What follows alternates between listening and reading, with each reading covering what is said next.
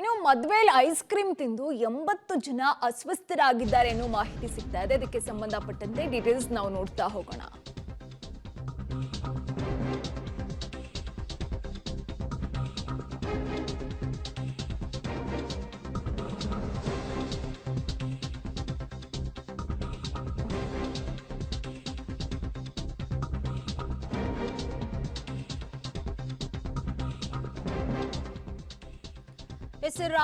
ರಾಮನಗರದಲ್ಲಿ ನಡೆದಿರುವಂತಹ ಘಟನೆ ಇದು. ಮದುವೆನಲ್ಲಿ ಐಸ್ ಕ್ರೀಮ್ ತಿಂದು ಈಗ 40 ಜನ ಅಸ್ವಸ್ಥರಾಗಿದ್ದಾರೆ ಅನ್ನೋ ಮಾಹಿತಿ ಸಿಗ್ತಾ ಇದೆ. 80 ಜನ ಐಸ್ ಕ್ರೀಮ್ ತಿಂದಿದ್ರಂತೆ, ಅದರಲ್ಲಿ ಈಗ 40ಕ್ಕೂ ಹೆಚ್ಚು ಮಂದಿ ಅಸ್ವಸ್ಥರಾಗಿದ್ದಾರೆ ಅನ್ನೋ ಮಾಹಿತಿ ಸಿಗ್ತಾ ಇದೆ. ಚನ್ನಪಟ್ಟಣದ ಟಿಪ್ಪು ನಗರ ಮಿಲನ್ ಶಾದಿ ಮಹಲ್ ನಲ್ಲಿ ನಡೆದಿರುವಂತಹ ಘಟನೆ ಇದು. ಇನ್ನು ವಿಜುವಲ್ಸ್ ನಲ್ಲಿ ಕೂಡ ನೀವು ಗಮನಿಸ್ತಾ ಇದ್ದೀರಾ, ಇವರೆಲ್ಲ ಐಸ್ ಕ್ರೀಮ್ ತಿಂದು ಈಗ ಅಸ್ವಸ್ಥರಾಗಿರುವಂತಹ ಮಾಹಿತಿ ಸಿಗ್ತಾ ಇದೆ. ಆದ್ರೆ ಸದ್ಯಕ್ಕೆ ಯಾವುದೇ ರೀತಿಯ ಪ್ರಾಣಾಪಾಯ ಕೂಡ ಇಲ್ಲ ಅನ್ನೋ ಮಾಹಿತಿ ಈಗ ಲಭ್ಯವಾಗ್ತಾ ಇರುವಂತದ್ದು.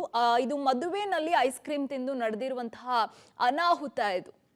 ಗಮನಿಸ್ತಾ ಇದ್ದೀರಾ, ಅಂತ ಏನ್ ಸೀರಿಯಸ್ ಇಲ್ಲ ಅಂತ ಅನಿಸ್ತಾ ಇದೆ. ಯಾಕೆಂದ್ರೆ ವ್ಯಕ್ತಿಗಳು ಆರಾಮಾಗಿ ಬೆಡ್ ಮೇಲೆ ಕುತ್ಕೊಂಡು ಮಾತನಾಡ್ತಾ ಇದ್ದಾರೆ.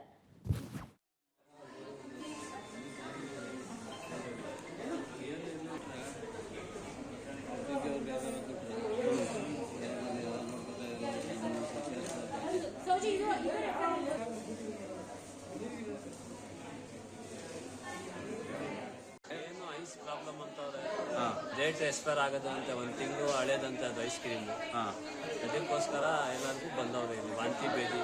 ಊಟ ಮಾಮೂಲಿ ಬಿರಿಯಾನಿ, ಚಿಕನ್ನು, ಮಟನ್ ಅದೆಲ್ಲ ಮಾಡಿದ್ವಿ.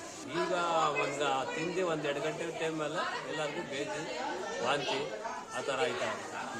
ಸುಮಾರು ಜನ ಹೋಗವ್ರೆ ಹೇಳ್ಸ್ಕೊಂಡಿದ್ದು ಗ್ಲೋಕೋಸ್ ಹಾಕ್ಕೊಂಡು. ಐಸು ಎಕ್ಸ್ಪೈರ್ ಆಗೋದೆ